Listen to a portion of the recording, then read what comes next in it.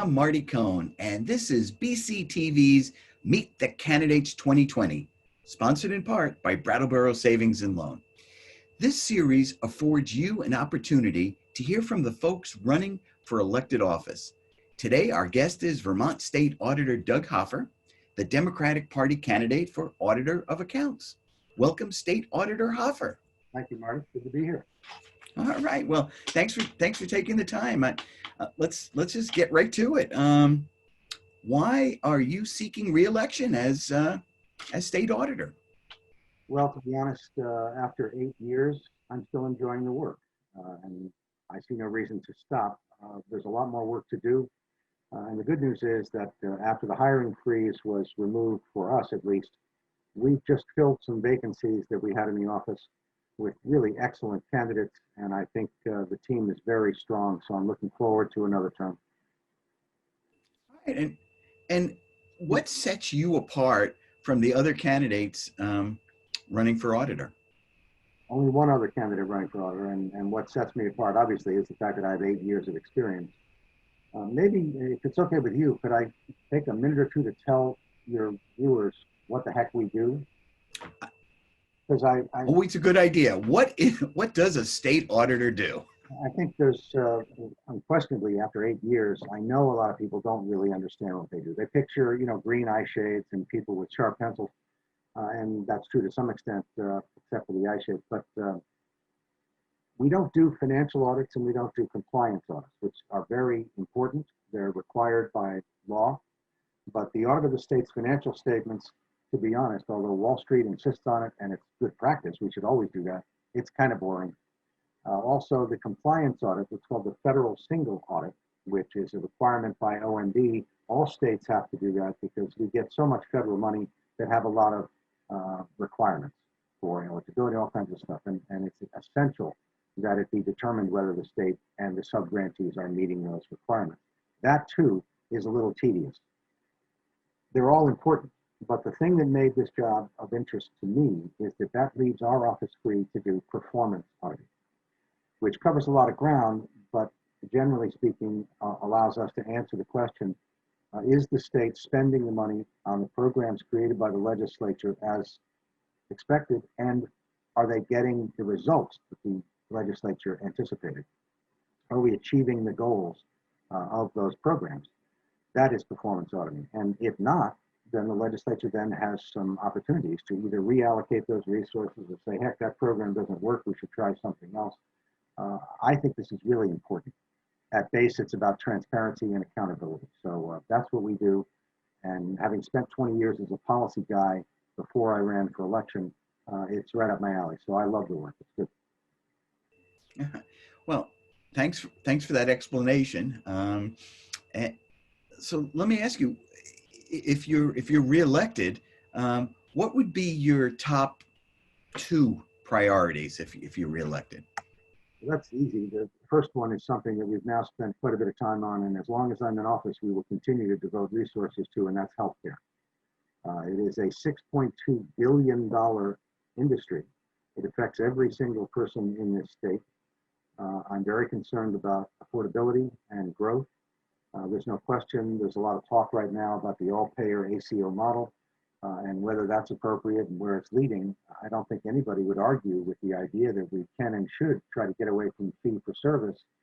But in order to make this model work, I think we need a very aggressive and focused regulator. And there's some question in my mind about whether the Green Mountain Care Board has been given a dual and in some ways conflicted mission. They are required to regulate and promote. And as we saw with EB5, also the Agency of Agriculture also has a little conflict. They have to regulate and promote. VEPC, the Economic Progress Council, has responsibility for tax income and financing. They view those towns as partners, but they're supposed to oversee and regulate them as well. So I think the state needs to rethink that whole model about having one entity do 2 things. But in the case of healthcare, there's nothing bigger. We all spend a lot of time talking about education, as we should. Healthcare is 4 times the size of that. So yes, the answer to your question is 1, healthcare. The other is because it's fresh and because it's so much money, COVID. It isn't just the federal money that came directly to the state in many different ways, to the unemployed, to the state itself for a variety of FEMA type purposes, but also the 1.2 billion that was given to us to use as the legislature and the administration determined was most effective. And most of that is going to go in economic development and to healthcare.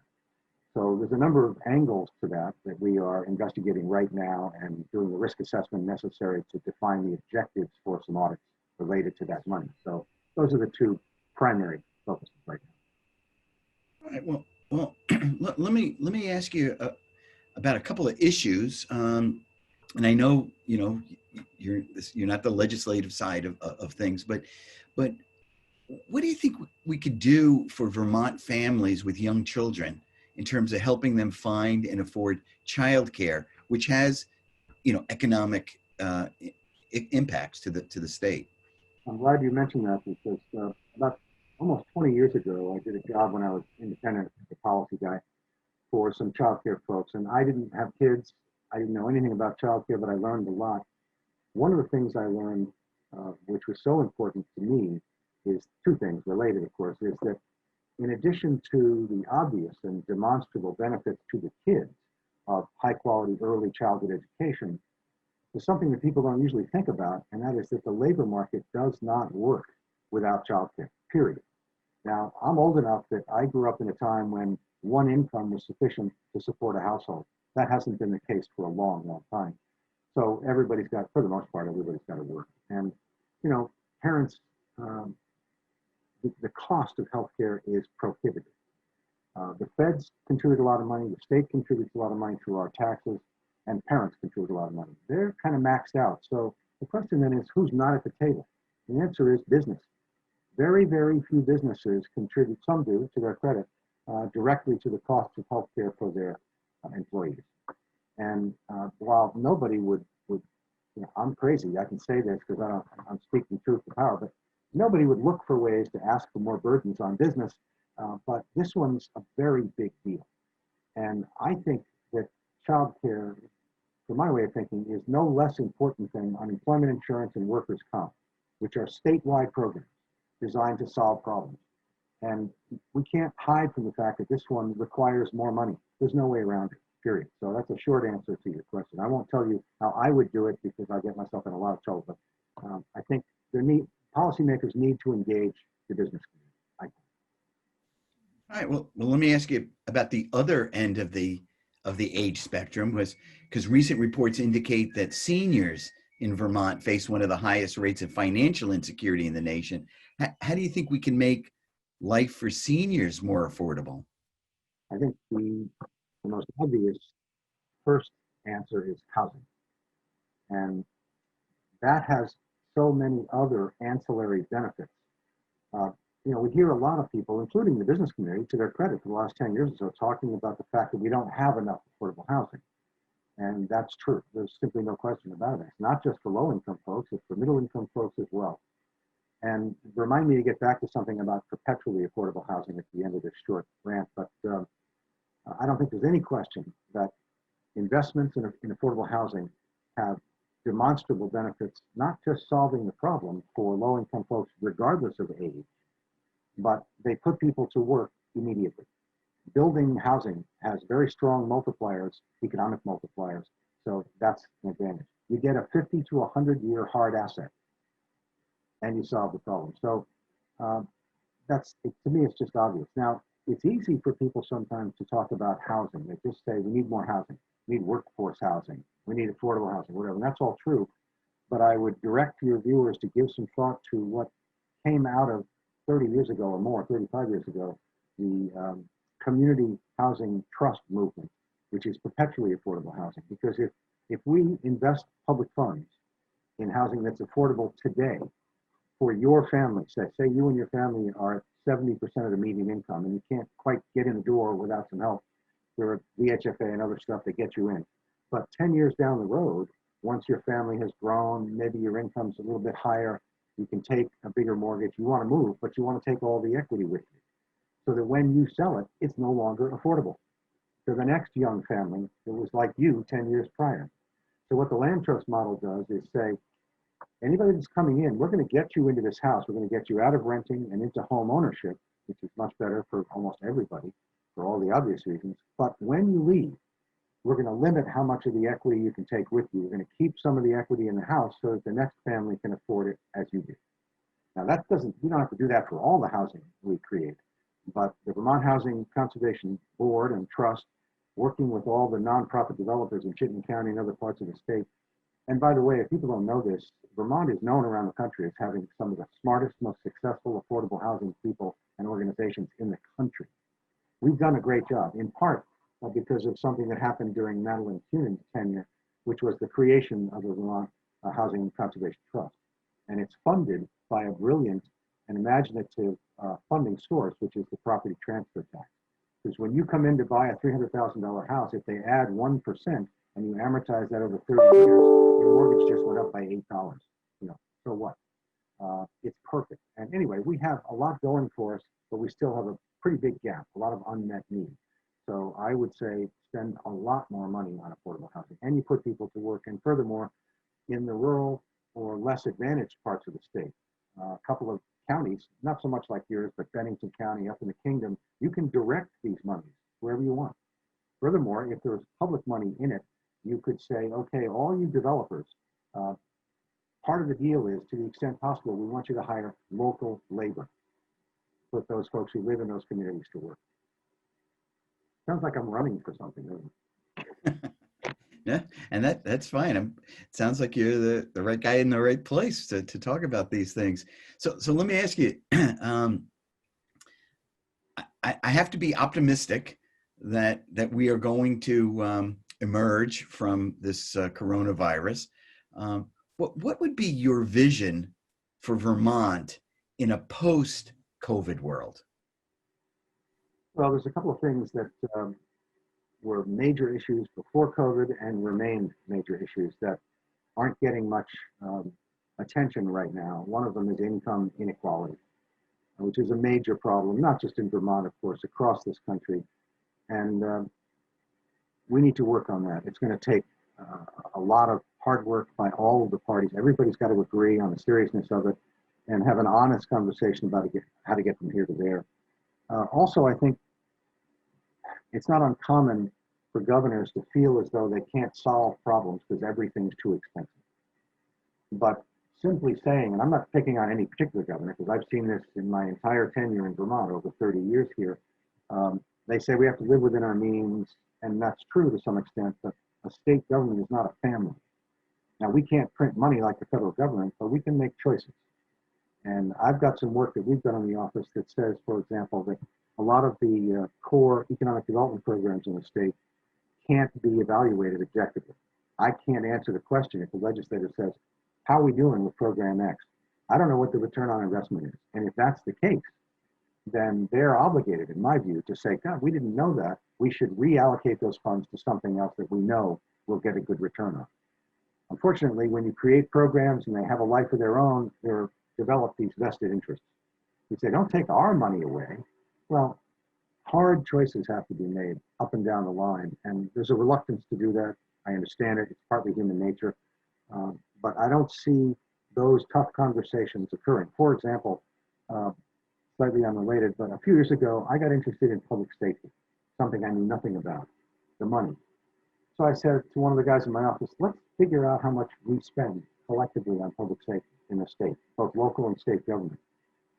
This is corrections, state police, the judiciary, the attorney general's office, defender general, you name it, all of it. You ready? $574 million in 1 year.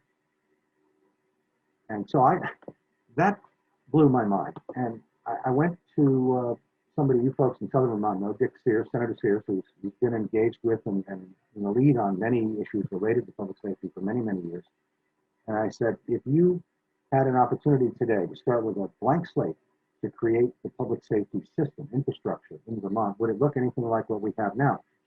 I mean, we have state police, we have local police, we have sheriffs, we have everything.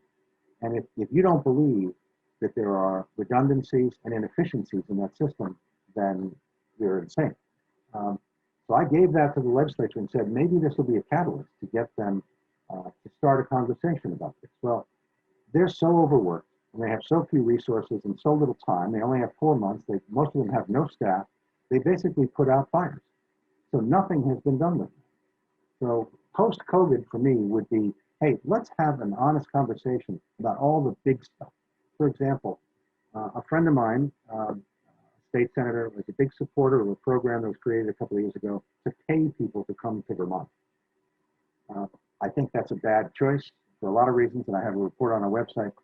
But to me, for those who I think exaggerate the risk or the challenges of our demographic, here's a simple thing. We know what families want and need. They want quality of life, they want good education, they want a good job. We already have quality of life for the most part. Education, we spent enormous amounts of time, understandably, talking about the cost of education and how to pay for it. Fair enough, it's a big deal. I would like to see a parallel conversation about the quality of education. And if the three parties and all the independents got together and said, we're going to make a commitment to work together and in a generation, devote the resources so that at the end, people will say without any question, Vermont has the finest public educational system in the country, and not by this much, but by a lot. They would be lining up at the border. But you don't hear that conversation because that level of change is almost never in the cards. That's a long answer, I'm sorry. I appreciate your response. So last question for me for today is, what do you want voters to know about you? Well, I'm a numbers guy. I've been at this a long time, only 8 years as state auditor, but evaluating programs and so forth my whole professional life. And sometimes this brings you into conflict with people whose interests are at risk. If you say to a legislator that program you created is not working so well, he or she, they're not going to like that. If you say to an agency, all that money you're spending on this program is wasted, not only are they not going to like it, but the people who've been benefiting from that program are not going to like it. But you know what? I don't care. I'm not here to make those people happy. I'm here to raise questions and provide as much information as I can to policymakers so they can make better informed decisions. And that's the job of this office today. And I like it. Thank you. Don't make a lot of friends, but what the heck? I got enough. Vermont State Auditor Doug Hoffer, the Democratic Party candidate for Auditor of Accounts. Thanks for being on the show. You're welcome. Thank you, Marty. Appreciate it. You can learn more by visiting the campaign's website, hofferforauditor.com, hofferforauditor.com. The general election is Tuesday, November 3rd. Remember, you can vote early in person, vote absentee by mail, or vote absentee hand delivered on election day. Whichever way works for you, please vote. Thanks for watching Meet the Candidates 2020, sponsored in part by Brattleboro Savings and Loan. I'm Marty Cohn. Stay healthy.